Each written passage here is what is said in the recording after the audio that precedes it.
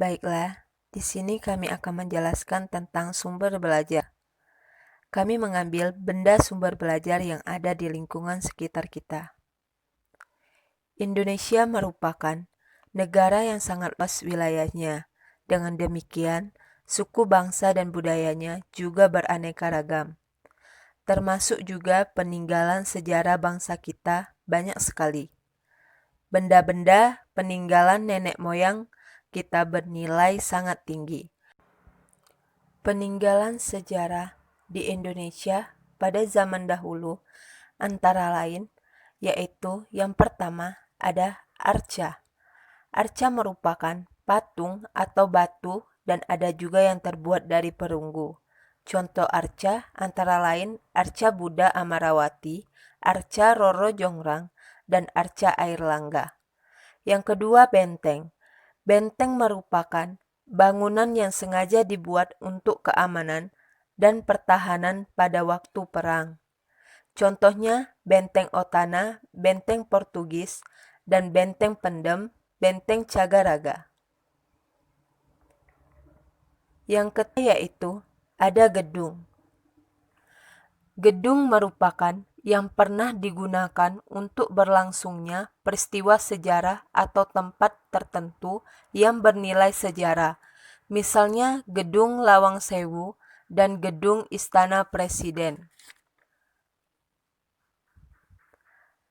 Yang keempat yaitu ada candi. Candi merupakan bangunan kuno yang dibuat dari batu sebagai tempat pemujaan atau penyimpanan abu jenazah raja atau pendeta Hindu dan Buddha pada zaman dahulu. Contohnya antara lain Candi Prambanan, Candi Borobudur, Candi Bendik, dan Candi Muara Takus.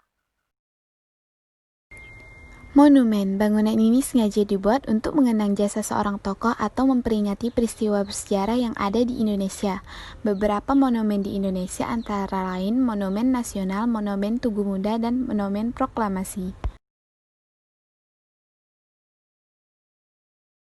Makam, banyak sekali makam yang dijadikan sebagai sumber sejarah antara lain makam-makam yang ada di Surakarta, makam Pangeran Diponegoro, makam R.A. Kartini, dan makam Sunan Kalijaga.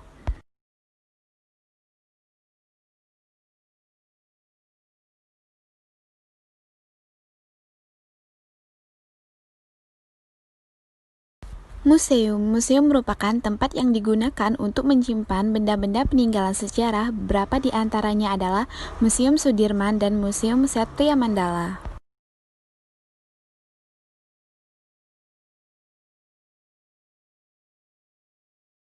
Nomor 8 yaitu prasasti.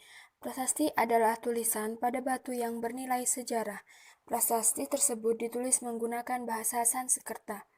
Prasasti yang merupakan peninggalan pada masa kerajaan di Indonesia banyak sekali. Misalnya prasasti Cireten, Kebon Kopi, Jambu, Pasir Awi, dan Muara Cianten.